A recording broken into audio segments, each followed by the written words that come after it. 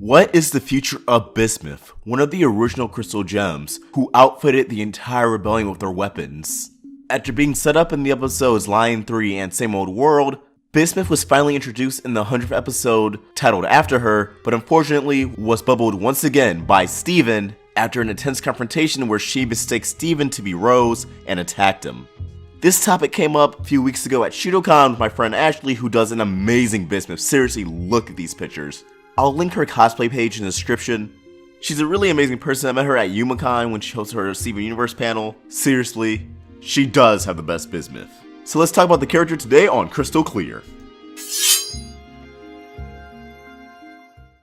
Quick heads up, this video is sponsored by Quid. Quid is an incredibly addicting app where you can collect stickers, trading cards, and 3D toys from your favorite shows and movies. Marvel, DC, Family Guy, Bob's Burgers, they're all there. And today we're going to look at the X-Files. Like Steven Universe, the X-Files is a show shrouded in mysteries. And if you never watched the X-Files before, I highly recommend it. Really great stuff. Allow me to drop almost 8,000 coins on this toy. Please let me get Mulder. Please let me get Mulder. Aww. You can also use these stickers like emojis, incorporate them to your daily texting conversation, and you can trade these stickers, cards, and toys with other people on the app. And if you want to trade with me, my username is OstricVox. So if you want to make the smart move and download Quid like many of you have after the Samurai Jack review, links are in the description. It's available for iOS and Android. I download it fast because it has a lot of incredible sales that end pretty quickly. So you want to jump on that before it's over. Now let's get on with the discussion. Bismuth is a very complex character. As Slice of Otaku said, Rose kind of set her up for self-destruction because her new purpose that Rose helped find was entirely built around the war. Since that did become her new designated purpose, once the war was over, she would have had a hard time adapting to a world where there's no fighting, where she doesn't have to make weapons, where things are just kind of normal, and they can live to be free. Since Rose can give her that resolve, it's up to Steven and Crystal Gems to do so. But the show barely even mentions Bismuth since this happened. She was mentioned in the episodes Mindful Education, Storm in the Room, and insinuated in Rockinaudo, but for someone who I feel is going to become a major character and play a large role in the endgame of the series, you'd think she'd be brought up a little bit more often. Although I get it, she tried to kill Steven. That's very awkward pillow talk. But there's 3 things I see in Bismuth's future that I want to discuss in this video. The first one, Peridot and Lapis. As I discussed before, it's pretty apparent our Bismuth was the one who poops Lapis. And since Bismuth is extremely anti-homeworld, how is she going to react to see 2 homeworld gems living on Earth now, post-war, without having their stars? Unless by the time Bismuth comes back, Lapis and Peridot do have stars on them. She may go crazy, especially since the gems informed her that they're the only ones left and Peridot and Lapis weren't with them when they told her that. She may make a very extreme assumption, and you may be thinking, okay, Steven would just try to stop her. But Steven prefers to avoid conflict, and I feel like Bismuth already picked that up, so she may just think Steven's trying to protect some no-good homeworld upper crust. I want to see Bismuth and Lapis' relationship develop and bloom into something, well, genuine. It's going to be very awkward, very tense for both of them when they finally do meet, but at the same time, there is a possibility that if Bismuth never pooped Lapis, she would have gotten corrupted when all the homeworld gems were fleeing. There's a lot of ways to look at that. As for Peridot, she's completely fallen in love with the Earth.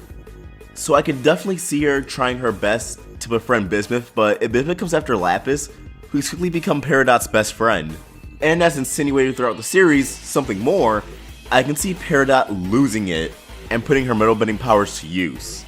Now, I'm not sure how much of a factor the real world actually plays into Steven Universe, but in reality, Bismuth is a metal. Peridot has metal bending powers. While we've actually had Bismuth been introduced since my original theory on this, I still think it would be cool if Peridot had control exclusively over Bismuth's. Assuming our Peridot isn't the only Peridot from Homeworld who possesses that capability, she's just the first of the Era 2 Peridots to realize it, but nevertheless, the dynamic between the 3 is surely going to be something interesting. I just hope we dive into it soon, if at all. Number 2 is Bismuth building a weapon. Pearl, Peridot, and Bismuth are all capable of being incredible technicians, building stuff from robots to weapons. While Earth is still under fire in the series, I want to see Bismuth return and help construct some kind of weapon that will help the humans fight against Homeworld. Whether if it's a giant robot with ultra laser light cannons, or just something incredible and unique that nobody can even think of, I want her to play a role in it. Let's explore Bismuth's role on Homeworld and her reawakened role as a crystal gem beyond the plot device that has served in Bismuth that, oh, she made this weapon, the breaking point, that can be used to shatter, destroy, kill gems, and that's frowned upon by Steven and Rose. No, let's have that play a huge factor in the series' endgame. They made use of it of every other gem so far besides Lapis because terraforming hasn't really played a role in the series yet, so Bismuth should definitely not be slept on in that department. Because we all know Bismuth is a Batman pajama and is capable of making something amazing. Number 3, which is the last one for this video that I want to see from Bismuth, her forgiving Rose. Not Steven, Rose. Rose made a lot of mistakes during her time on Earth as she was leader of the Crystal Gems and led the rebellion. One of those mistakes was how she handled Bismuth, locking her away forever, never telling Garnet or Pearl, just trying to erase a mistake, but that mistake was a living being. Yes, Bismuth is a radical, but that does not justify how Rose handled the situation because Bismuth still had a life, she still had friends who cared about her. Rose literally let Pearl and Garnet, the people who look up to her the most, to assume Bismuth was dead. That's messed up.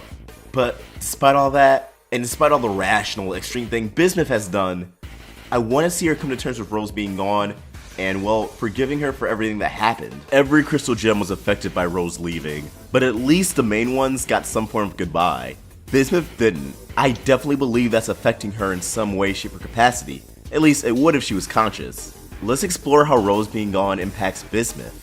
That could definitely make for a great arc in addition to the Paradigm Lapis situation. And while I know these episodes are already written for the next season or two, if somehow the Universe watches this and they haven't implemented a Bismuth story arc yet, please do. I'm sure we would all love to see it. And yeah, those are the 3 things I want to see in the future of Bismuth. But I want to pose a question to you guys. What do you want to see from Bismuth in the series?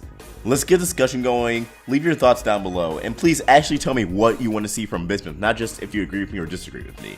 And as always, if you enjoyed this video, please like, subscribe, it really helps us out. Follow us on social media. Don't forget we have the Roundtable black and blue tees and hoodies, and the Crystal Clear logo tees and hoodies available until April 4th, or really April 5th. Links to everything in the description. Ostrich Vox, signing out. This video has been powered by Patreon. If you want to give us some more support, head to patreon.com/roundtablevids, become a patron, and get some awesome perks. Thanks for watching another video on the Roundtable. If you want to get more involved with our community and watch videos from Let's Talk with Tom, Voxbox, and more, click the video right here. Or if you want to get some more of the animation goodness, watch some Crystal Clear or Mini Monday, click the video right here. And please, don't forget to subscribe.